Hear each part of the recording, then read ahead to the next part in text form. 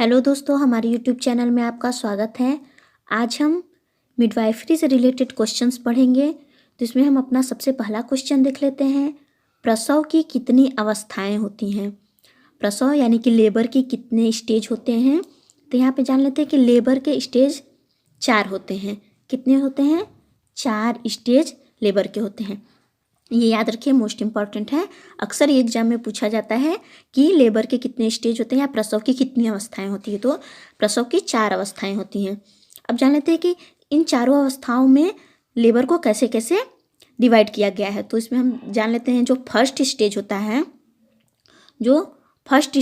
उसमें क्या होता है, यह इसमें होता है कि इस अवधि के दौरान गर्भाशय ग्रीवा यानी कि सर्वाइकल डायलिटेशन खुलती है और 0 से 10 सेंटीमीटर तक बढ़ जाती है।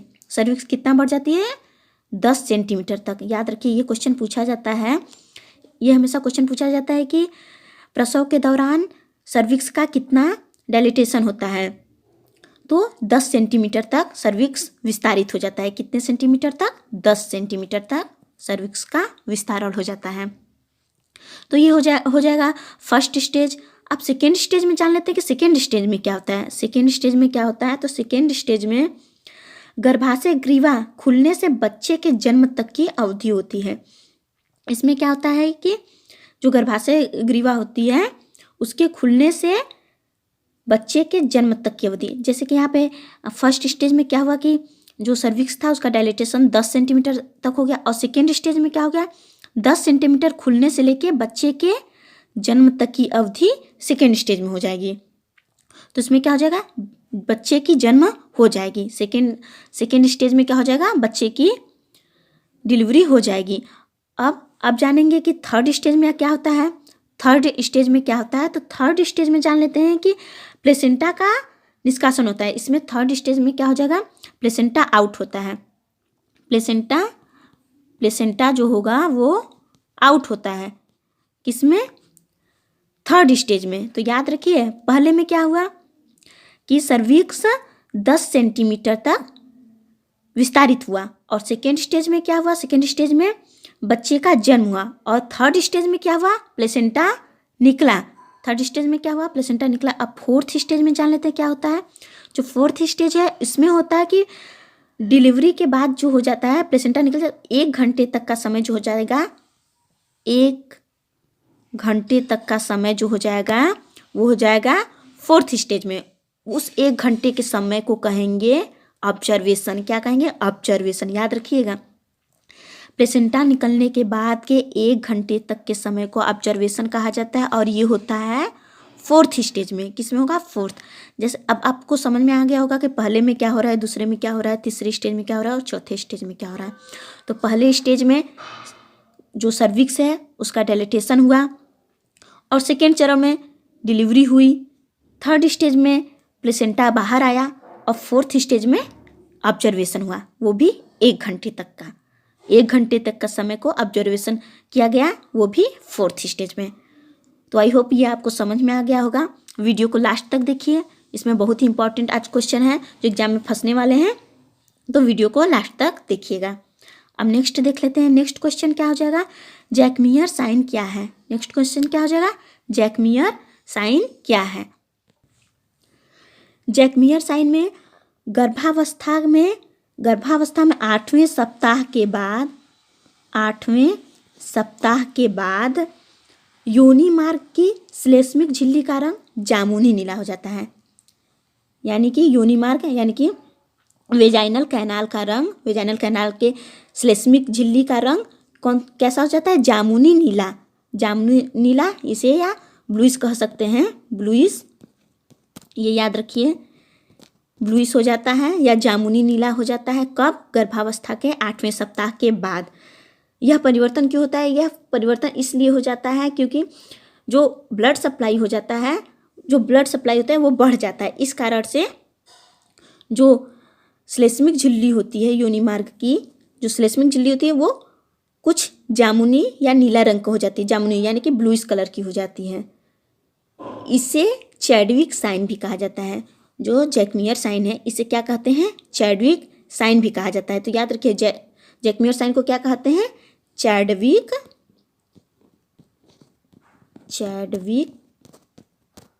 चैडविक साइन किसे कहते हैं? जैकमियर साइन को। किसे कहते हैं? जैकमियर साइन को क्या कहा जाता है? Chadwick sign. तो याद रखिए कि अगर ये क्वेश्चन पूछता है या ये क्वेश्चन पूछता है तो तुरंत आपको टिक करना है कि इसमें योनि मार्ग के श्लेष्मिक झिल्ली का रंग जामुनी नीला हो जाता है। याद रखिए कैसा हो जाता है? ब्लूइश या जामुनी नीला हो जाता है। तो इसको क्या कहते हैं? अगर योनि मार्ग के श्लेष्मिक झिल्ली का रंग जामुनी नीला या ब्लूइश कलर हो जाता है तो इसको जैकमियर साइन या चैडविक साइन कहा जाता है। तो याद रखिएगा, ये इंपॉर्टेंट क्वेश्चन है। नेक्स्ट देख लेते हैं ऑसिएंडर साइन क्या है। ऑसिएंडर साइन क्या है? तो ऑसिएंडर साइन इसमें गर्भावस्था के दौरान 8वें सप्ताह से आगे अत्यधिक रक्त संवहन के कारण योनि मार्ग में बढ़ी हुई धड़कन महसूस की जा सकती है, यानी कि वेजाइना में स्पंदन दर में वृद्धि हो जाती है। किसमें? वेजाइना में स्पंदन दर में वृद्धि हो जाती है, तो उसको क्या बोलेंगे? ऑसिएंडर साइन। वेजाइना में स्पंदन दर की वृद्धि होना ऑसिएंडर साइन कहलाता है। ये कब होता है? 8वें सप्ताह के बाद। जैकमियर साइन कब हो रहा था? 8वें सप्ताह के बाद। ऑसिएंडर साइन कब हो रहा है? 8वें सप्ताह के बाद। कहाँ हो रहा है? दोनों ही वेजाइना में। ये वेजाइना के श्लेष्मिक झिल्ली यानी कि म्यूकोसा में हो रहा है और ऑसिएंडर साइन कहाँ हो रहा है? ये योनि मार्ग में यानी कि वेजाइनल कैनाल में। नेक्स्ट क्वेश्चन है एमनोरिया क्या है? एमनोरिया क्या है? तो ये जान लेते हैं। गर्भावस्था के दौरान स्त्री में मासिक धर्म का बंद हो जाना एमनोरिया कहलाता है। इसमें क्या होता है? गर्भावस्था के दौरान मासिक धर्म में यानी कि मेंस्ट्रुअल साइकिल बंद हो जाते हैं, तो उस स्थिति को एमनोरिया कहा जाता है। यहाँ पर मेनोपाज अलग हो जाएगा, एमनोरिया अलग हो जाएगा। मेनोपाज जो होता है वो 45 से 50 वर्ष की उम्र में महिलाओं में हमेशा के लिए मासिक धर्म जो बंद हो जाता है उसे मेनोपाज कहते हैं। और एमनोरिया क्या है? एमनोरिया सिर्फ वही स्थिति है जब गर्भावस्था के दौरान मासिक धर्म बंद हो जाता है तो उसे एमनोरिया कहेंगे। बाकी जो 45 से 50 वर्ष की आयु में 45 से 50 वर्ष की आयु में मासिक धर्म जो बंद हो जाता है हमेशा के लिए, उससे मेनोपॉज कहा जाता है।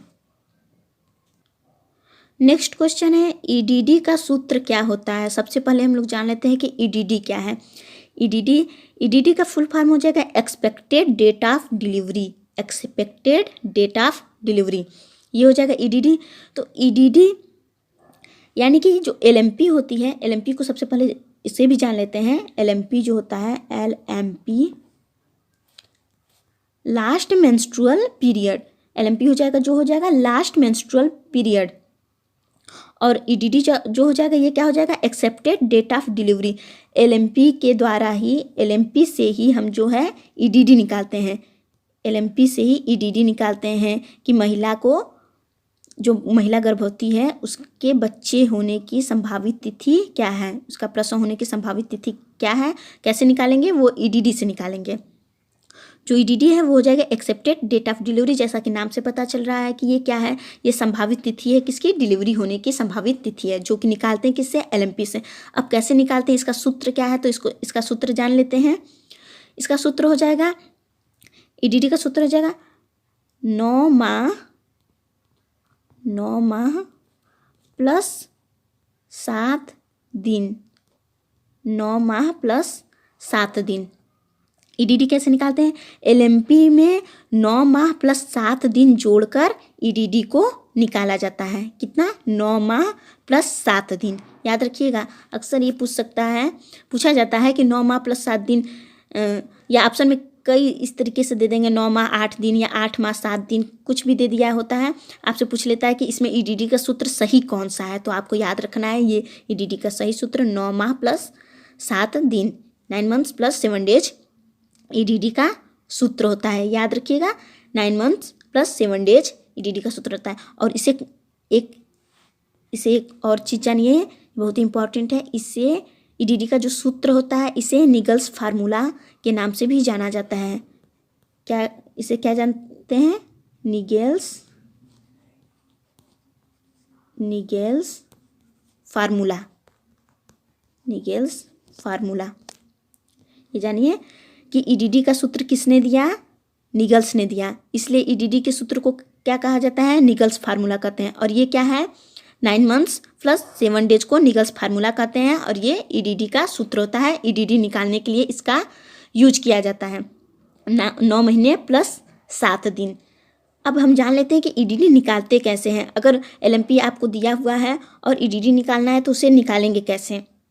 ईडीडी निकाल कर एक देख लेते हैं, एग्जाम्पल देख लेते हैं। जैसे एलएमपी दिया हुआ है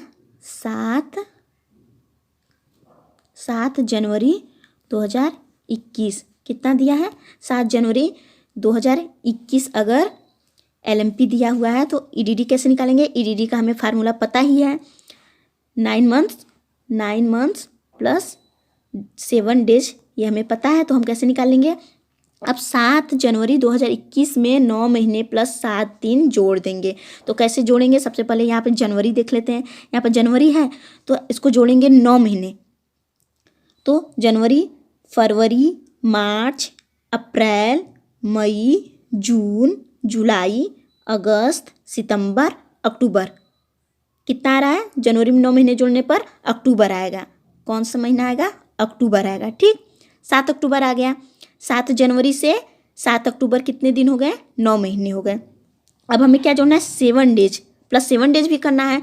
तो हमारा 7 अक्टूबर आया तो उसमें 7 दिन और जोड़ देंगे। 7 दिन और जोड़ दिए तो हमारा क्या हो जाएगा? 7 + 7 14, 7 + 7 14 डेज। तो हमारा क्या हो जाएगा? 14 अक्टूबर। और 2021 है तो 2021 रहेगा। अगर यहाँ पे अक्टूबर रहता तो अक्टूबर से अगर आगे हम बढ़ते तो वो 2022 में चला जाता। इसलिए अगर यही मंथ है और यही ईयर है तो यही रहेगा, 2021 का 2021 रहेगा। अब हमें बस इतना ध्यान रखना है कि जो मंथ दिया है उसमें 9 महीने जोड़ देना है और जितना दिन दिया है उसमें 7 दिन जोड़ देना है। तो जैसे आपने देखा कि 7 जनवरी है तो उसमें हम लोग 9 महीने जोड़ें तो 7 अक्टूबर आया। फिर 7 में 7 दिन और जोड़ें तो 7 दिन और जोड़ने पे क्या आया? 14 अक्टूबर। तो एलएमपी क्या था हमारा? एलएमपी था 7 जनवरी 2021। और ईडीडी क्या आया? ईडीडी क्या आया? ईडीडी निकल के आया 14 अक्टूबर 2021। ऐसे ही एक क्वेश्चन मैं आपको दे देती हूँ ईडीडी निकालने के लिए कि कैसे ईडीडी निकलता है। आप हमें कमेंट में बताइएगा कि उसका ईडीडी कितना आया। तो मैं एलएमपी एक दे देती हूँ, 3 मार्च 2021। 3 मार्च 2021 एलएमपी है।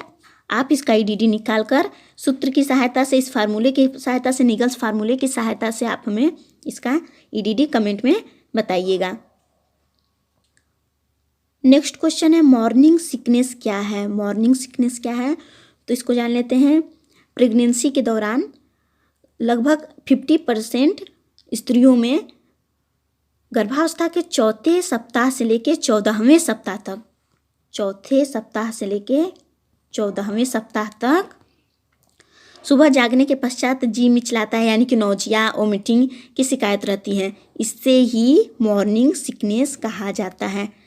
गर्भावस्था के दौरान चौथे सप्ताह से लेकर 14वें सप्ताह तक सुबह उठने पर वोमिटिंग, नौजिया यानी कि जी मिचलाना, उल्टी जैसी स्थिति बनी होती है, उसे ही मॉर्निंग सिकनेस कहा जाता है। मॉर्निंग सिकनेस कब होती है? गर्भावस्था के दौरान। कब होती है? चौथे सप्ताह से लेकर 14वें सप्ताह तक। सामान्यतः यह 14वें सप्ताह के बाद समाप्त हो जाती है।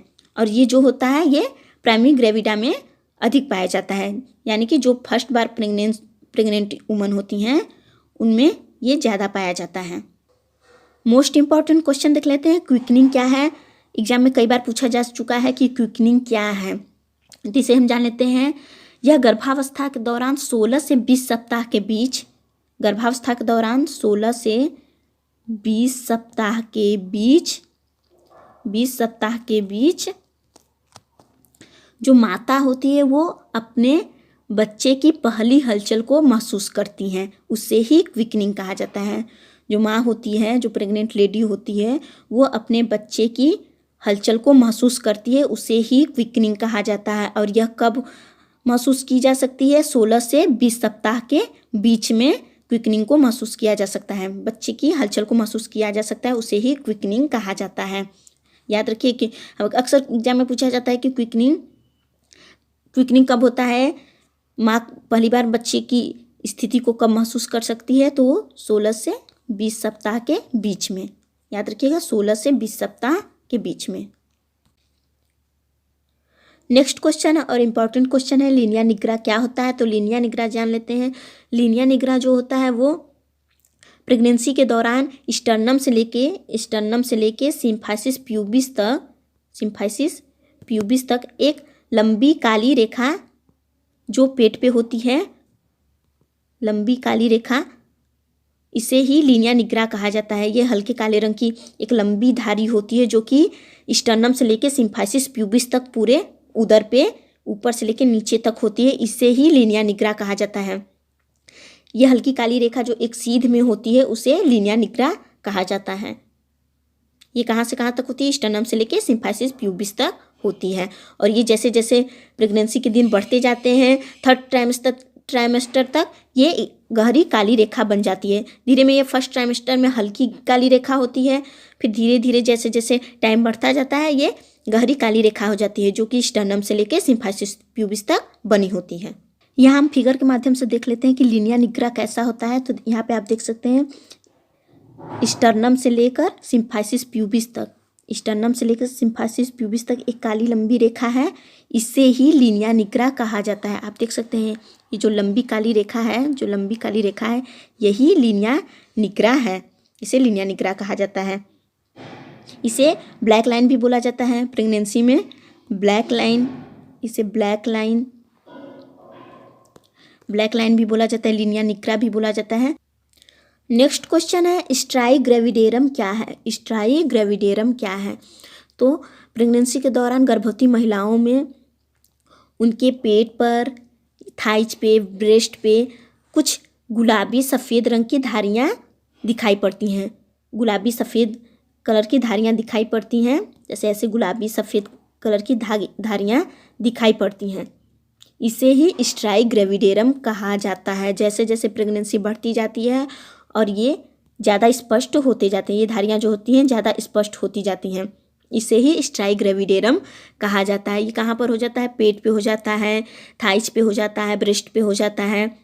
और प्रेगनेंसी जैसे बढ़ती जाती है ये और भी क्लियर होते जाते हैं, ये चिन्ह और ही क्लियर होते जाते हैं, इसे ही स्ट्राइग्रेविडेरम कहा जाता है। ये कुछ चमकीली होती है, कुछ चमकदार जैसा स्किन पर बन जाता है, इसे ही स्ट्राइग्रेविडेरम कहा जाता है। अब स्ट्राइग्रेविडेरम को फिगर के माध्यम से देख लेते हैं कि स्ट्राइग्रेविडेरम कैसा होता है। तो यहाँ पे आप देख सकते हैं कि ये सब जो लंबी लंबी ऐसी लाइन है, चिकनीदार, चमकीली, इसे ही स्ट्राइग्रेविडेरम कहा जाता है। फिगर के माध्यम से आप समझ सकते हैं, इसे देख लीजिए, इसे स्ट्राइग्रेविडेरम बोला जाता है। नेक्स्ट क्वेश्चन है गर्भावस्था में कितने ट्राइमेस्टर होते हैं। गर्भावस्था में कितने ट्राइमेस्टर होते हैं? तो गर्भावस्था में 3 ट्राइमेस्टर होते हैं। गर्भावस्था पूरे 9 महीने की होती है जो कि 3-3 महीनों में डिवाइड होती है। तो ये हो जाएगा गर्भावस्था में 3 ट्राइमेस्टर होते हैं। 3 ट्राइमेस्टर में फर्स्ट ट्राइमेस्टर में जान लेते हैं फर्स्ट ट्राइमेस्टर कब से कब तक का होता है। जो फर्स्ट ट्राइमेस्टर है ये कब से कब तक का होता है? तो फर्स्ट ट्राइमेस्टर जो होता है ये 0 से लेकर 12 सप्ताह तक का होता है। फर्स्ट ट्राइमेस्टर 0 से लेके 12 सप्ताह तक का। सेकेंड ट्राइमेस्टर जान लेते हैं। सेकेंड ट्राइमेस्टर जो होता है वो कब से कब होता है? 13 से लेके 28 सप्ताह तक के समय को सेकेंड ट्राइमेस्टर कहते हैं। और थर्ड ट्राइमेस्टर कब होता है? थर्ड ट्राइमेस्टर जान लेते हैं कि थर्ड ट्राइमेस्टर कब होता है। जो थर्ड ट्राइमेस्टर होता है वो 29 से 40 सप्ताह के बीच के समय को थर्ड ट्राइमेस्टर कहा जाता है। ये याद रखिए, अक्सर क्वेश्चन पूछा जा सकता है कि सेकेंड ट्राइमेस्टर कब से कब तक का समय होता है या थर्ड ट्राइमेस्टर कब तक का समय होता है, फर्स्ट ट्राइमेस्टर कब तक के समय को कहा जाता है। तो याद रखिए 0 से 12 सप्ताह, 13 से 28 सप्ताह, 29 से 40 सप्ताह। नेक्स्ट क्वेश्चन देख लेते हैं मल्टीपैरा क्या है। मल्टीपैरा यानी कि बहुप्रसवा, इसे हिंदी में बहुप्रसवा कहेंगे। मल्टीपैरा ऐसी स्त्री जो एक से अधिक बच्चे को जन्म दे चुकी हो उसे मल्टीपैरा कहते हैं। और जो ऐसी स्त्री जो सिर्फ एक बच्चे को जन्म दी हो उससे हम प्राइमी पैरा कहेंगे। मल्टीपैरा क्या हो जाएगी? जो एक से अधिक बच्चे को जन्म दी हो और जो सिर्फ एक बच्चे को जन्म दी हो उसे प्राइमी पैरा कहा जाता है। याद रखिए मल्टीपैरा और प्राइमी पैरा में अंतर करना जान जाइए कि कौन सा प्राइमी पैरा है कौन सा मल्टीपैरा है। प्राइमी पैरा वह हो जाएगा जो सिर्फ एक बच्चे को जन्म दी हो और मल्टीपैरा वो है जो एक से अधिक बच्चे को जन्म दी हो, उस स्त्री को मल्टीपैरा कहेंगे।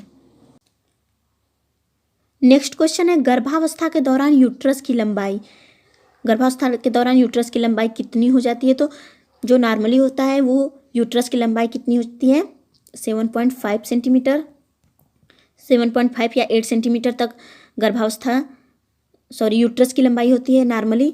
और ये गर्भावस्था के दौरान इसकी लंबाई अधिकतम 35 सेंटीमीटर तक बढ़ जाती है। कितना? 35 सेंटीमीटर तक बढ़ जाती है।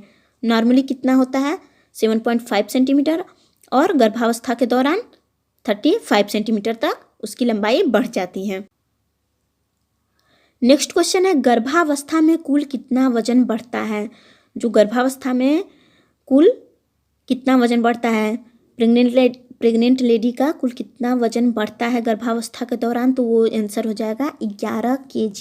कितना हो जाएगा? 11 kg। याद रखिएगा, पिछले 2019 में ये क्वेश्चन पूछा गया था कि गर्भावस्था में कुल कितना वजन बढ़ता है स्त्रियों का, तो हो जाएगा आंसर 11 kg। 11 किलो तक वजन गर्भावस्था में स्त्रियों का बढ़ जाता है।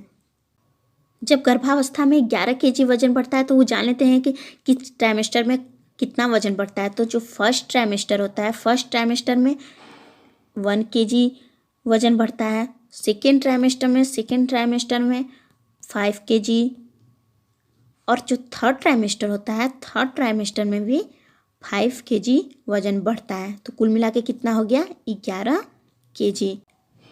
नेक्स्ट क्वेश्चन देख लेते हैं, वेरिकोज वेन कहाँ पाया जाता है? वेरिकोज वेन कहाँ पाया जाता है? जान लेते हैं वेरिकोज वेन होता क्या है।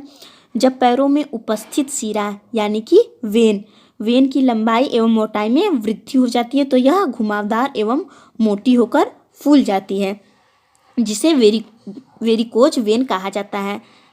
समझ में आ गया होगा आपको कि पैरों में जो उपस्थित शिरा होती है, जो वेन्स होती हैं, उसकी लंबाई और मोटाई में जब वृद्धि हो जाती है तो ये मोटी हो जाती है, अब फूल जाती है। इसे ही वेरिकोज वेन कहा जाता है। और ये कहाँ पर हो रहा है? पैरों में हो रहा है, तो वेरिकोज वेन पैरों में हो जाता है। और इसका मुख्य कारण क्या है? ये होता क्यों है? क्यों उसकी लंबाई और मोटाई में वृद्धि हो जाती है? क्यों उसका वेन्स मोटा हो जाता है और फूल जाता है, घुमावदार हो जाता है? इसका क्या कारण है? तो इसका कारण यही है कि जो पैरों में जाने वाला अशुद्ध रक्त प्रवाह होता है वो बाधित हो जाता है। क्यों हो जाता है? क्योंकि यूट्रस का आकार बढ़ जाता है गर्भावस्था के दौरान, क्योंकि बच्चा जो है उसी में यूट्रस में ही है, तो इस कारण उसका आकार जब बढ़ जाता है तो जो ब्लड सर्कुलेशन होता है वो बाधित होता है। इस कारण से जो शिराएँ होती हैं यानी कि वेन्स होती है, उनकी लंबाई और मोटाई में वृद्धि हो जाती है और वो फूल जाती हैं, क्योंकि ठीक से ब्लड सर्कुलेशन नहीं हो पाता है। और इसी स्थिति को वेरिकोज वेन कहा जाता है। जो वेन्स फूल जाती हैं, मोटी हो जाती है, घुमावदार हो जाती हैं, परेशानी देने लगती हैं, उन्हें ही वेन्स को वेरिकोज वेन कहा जाता है। नेक्स्ट क्वेश्चन है हेगर साइन क्या है? हेगर साइन क्या है? तो हेगर साइन वो हो जाएगा, इसमें यूट्रस के इस्थमस पार्ट में कंप्रेसिबिलिटी बढ़ जाने के कारण जो इस्थमस पार्ट होता है वो मुलायम हो जाता है। इसी को ही हेगर साइन कहा जाता है। यूट्रस के इस्थमस पार्ट का मुलायम हो जाना ही हेगर साइन कहलाता है। छोटी सी बात में याद रखिए इसको कि गर्भाशय के इस्थमस पार्ट का मुलायम हो जाना ही हेगर साइन कहलाता है। नेक्स्ट क्वेश्चन है पामर साइन क्या है? पामर साइन क्या है? तो पामर साइन वो हो जाएगा, इसमें पामर साइन